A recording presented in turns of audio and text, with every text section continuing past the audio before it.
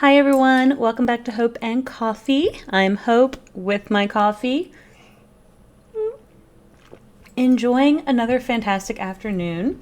Really, I don't know, this week has actually been pretty good so far. I feel like things are fairly moving in a fairly positive direction, and I know we're about to start September at the end of this week, which is surprising because I feel like we just started August.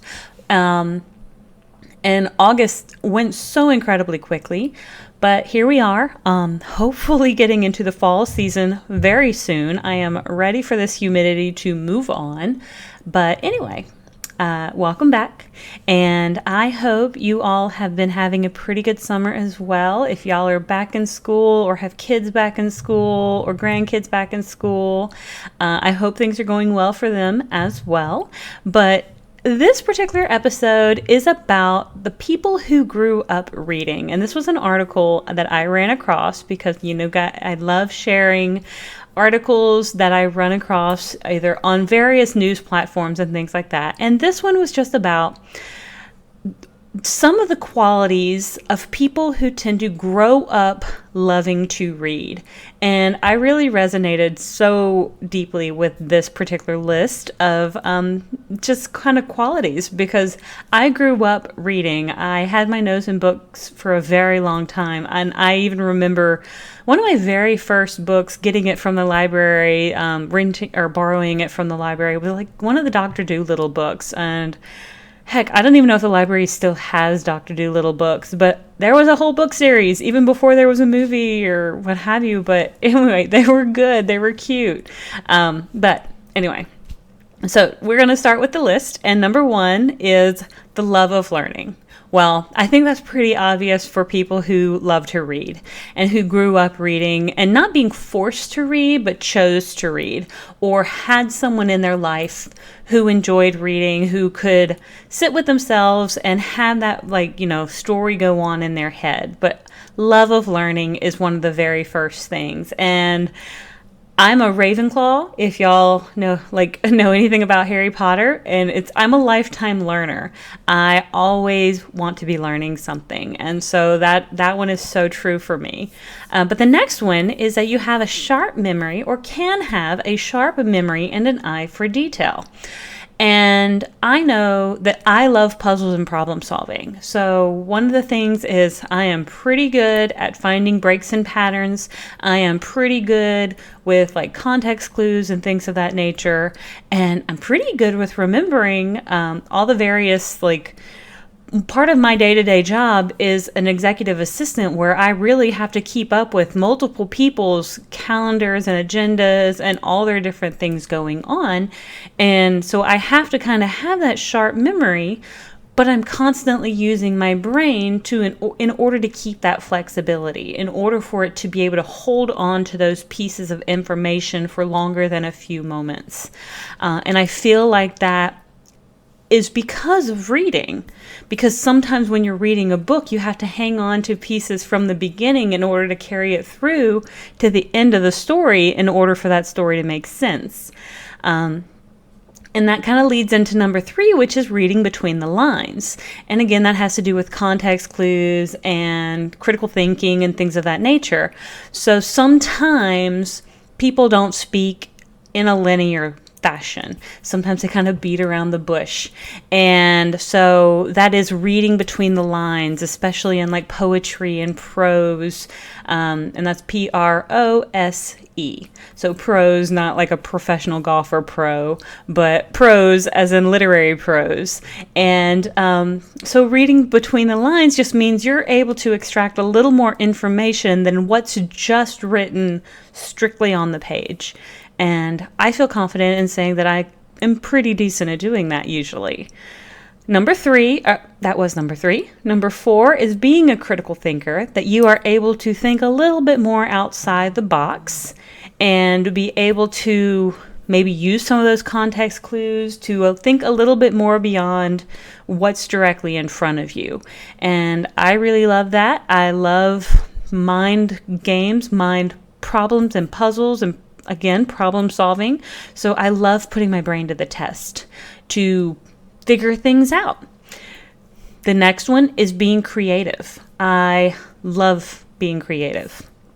And not just in a literary fashion of writing, but also in the capacity of painting, in anything to do with like my hands, like crochet or cross stitch. Haven't ever tried embroidery or other needlework, but it always seems very interesting. But I do love writing stories and telling stories. That's one of the reasons I really enjoy D&D and the role playing that comes along with that. It's because you just get to create very impromptuly. You get to create and improv a lot of different things, which is just off the cuff creativity. And I really enjoy that. So the next one is being a dreamer at heart. And I do think that I am a dreamer at heart. I am the one who loves fairy tales, but I also believe fairy tales can be real. I believe heroes can be real and that we can be our own heroes. And I believe that I am truly a dreamer at heart. So, but I'm also a daydreamer as well. So sometimes I need to get my head out of the clouds. Next, empathy. Being empathetic. A reader who has been fairly prolific in reading is usually able to better empathize with the people around them. And it's usually because when you've put yourself into the shoes of people you've read through the eyes of, you are then more able to see from other perspectives. And that's one of the things that I love so much, is I love diving into a book, not knowing whose perspective I'm going to be, I guess, seeing the world from, and then going through that experience with that character, with that perspective, and seeing how that world is different from the one that I currently live in my day-to-day life. Who knows? But being able to empathize with other people grows each time you pick up a book that maybe doesn't currently resonate with you as a person, but it's going to allow you to be enlightened into other ways of thinking. Next is being able to choose your words carefully. And I think that just really means that we put thought behind what we say, that sometimes, we're going to speak a little off the cuff. And I think I kind of mentioned that a little earlier. Sometimes we're going to just kind of say things. But for the most part, I really think I try to think about what I'm going to say before I actually let it pass my lips. And especially when it comes to people, again, that empathy comes into play of wanting to think before I speak to see how it's going to sound to that person. So choosing those words carefully in order to make sure that how I want it to come across is just as important as what I'm saying. Next is being a master of focus. Now that's one thing I still kind of struggle with just a little bit, but I think we all kind of have different points that we can struggle with, but I can definitely sit and read for long periods of time, a couple hours at a time. And as long as my coffee doesn't run out, I am totally good. I am in the zone. And then finally, you can become a master of alone time and self-reflection. And I think, again, a lot of that has to do with those perspectives that you pick up along the way.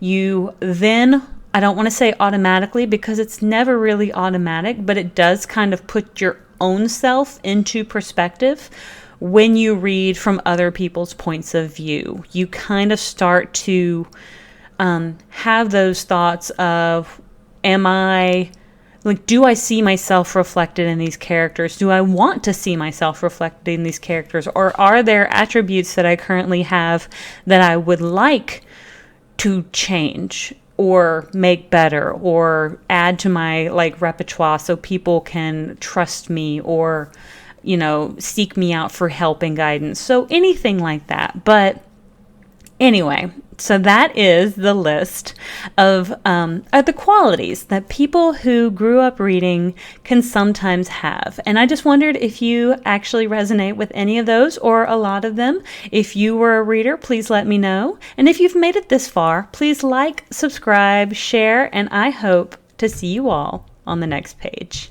Have a great one.